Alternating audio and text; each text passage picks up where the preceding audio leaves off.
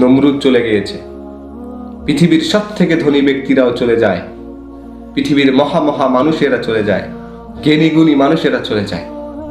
কেউ পৃথিবীতে চিরস্থায়ী থাকতে পারে না, কেননা যারা জীবন গ্রহণ করেছে তাদেরকে মৃত্যু গ্রহণ করতে হবে, এটাই বাস্তব।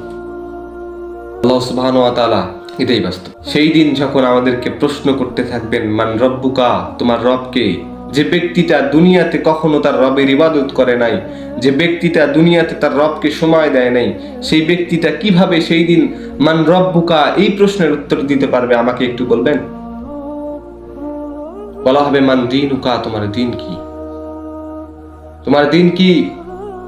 যে ব্যক্তিটা ইসলাম সম্পর্কে জানে না, যে ব্যক্তিটা কোরআন হাদিস পড়ে নাই, যে ব্যক্তিটা ইসলামের রীতি এবং নীতিগুলো মানে নাই, যে ব্যক্তিটা ইসলামের যত বিধান আছে সেই বিধানগুলো মানে নাই, সেই ব্যক্তিটা কিভাবে প্রশ্নের উত্তর দেবে যে আমার ধর্ম ইসলাম, আমার দিন ইসলাম? কিভাবে উত্তর দেবে আমাকে একটু বলেন। রাসূল সাল্লাল্লাহু আলাইহি সাল্লামের চেহারা মোবারক দেখানো হবে এবং বলা হবে কে ইনি? যে ব্যক্তিরা রাসূলের জীবনী কখনো পড়ে নাই, যে ব্যক্তিটা কখনো রাসূলের আদর্শকে নিজের আদর্শ হিসেবে গ্রহণ করেনি, যে ব্যক্তিটা কখনো রাসূলকে নিজের নেতা হিসেবে গ্রহণ করেনি, সেই ব্যক্তিটা কিভাবে কবরের মধ্যে প্রশ্নের উত্তর দেবে যে এটা আমার নবী, এটা আমার শ্রেষ্ঠ নবী এবং আমরা তার উম্মত? এটা হলেন তিনি যিনি সর্বকালের সর্বযুগের সর্বশ্রেষ্ঠ মহামানব হযরতে মুহাম্মদ রাসূলুল্লাহ সাল্লাল্লাহু আলাইহি সাল্লাম। কিভাবে উত্তর দিবে বলেন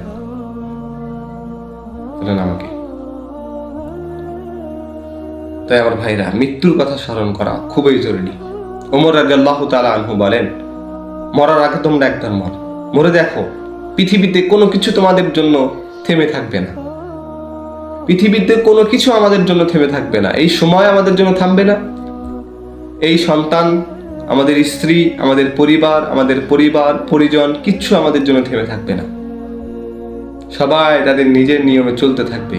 শুধু পৃথিবী থেকে আমরা চলে যাব, আপনি চলে যাবেন। একটু ভাবেন, গভীরভাবে ভাবেন। এই আল্লাহর ইবাদত ছেড়ে দিয়ে পৃথিবীতে চিরস্থায়ী থাকার জন্য আমরা যে বাসর সাজাচ্ছি, এই বাসরে আমরা কতদিন থাকতে পারবো? আমরা যে বড় বড় অট্টালিকা করছি, গাড়ি বাড়ি করছি, নাম খ্যাতি যশ অর্জন করতেছি, এই কতদিন থাকবে এই নাম খ্যাতি যশ? কতদিন থাকবে? একটা মানুষ চলে যাওয়ার পর তার নাম কতদিন থাকে?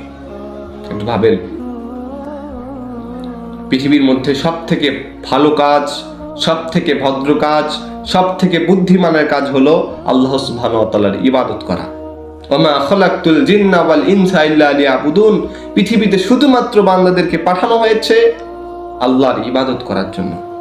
আল্লাযী খালাকাল মাউতা ওয়াল হায়াতা লিয়াবলুয়াকুম আইয়ুকুম আহসানু আমালা, জীবন এবং মরণ এই জন্য দেওয়া হয়েছে যেন আল্লাহ পরীক্ষা করতে পারেন আমলের মধ্য দিয়ে কে এগিয়ে গেছে। অথচ আমরা এখানে এসে সমস্ত কিছু করছি, শয়তানের চক্রান্তে পড়ে সব কিছু আমরা করে ফেলছি। যে উদ্দেশ্যে পৃথিবীতে এসেছি, যে কারণে পৃথিবীতে এসেছি, সেই কাজটা আমাদের দ্বারা হচ্ছে না। একবার চিন্তা করুন, ভাবুন,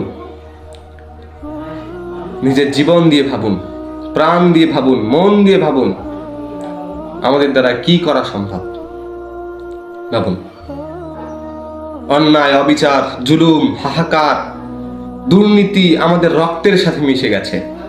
দুর্নীতি ছাড়া আমরা চলতে পারি না। সুদ ছাড়া, জেনা ছাড়া, ব্যভিচার ছাড়া, অন্যায়ভাবে মানুষকে গালাগালি করা ছাড়া, মানুষকে মারপিট করা ছাড়া, মানুষের উপর চাঁদাবাজি করা ছাড়া আমরা চলতে পারি না। আমাদের রক্তের সাথে দুর্নীতিটা মিশে গেছে। এই দুর্নীতি যুক্ত রক্ত নিয়ে কিভাবে আমরা জান্নাতে যাব? একটু ভাবেন। আমাদেরকে পরিবর্তন হওয়া খুবই জরুরি। সম্মানিত হাজিরিন, মৃত্যুর কথা স্মরণ করেন। আজকে আপনি মানুষের কাছ থেকে মেরে ধরে লাখ লাখ কোটি কোটি টাকা অর্থ উপার্জন করে বাড়ি গাড়ি করতেছেন। আপনি কি জানেন না? আপনি কি জানেন না আপনাকে মৃত্যুবরণ করতে হবে?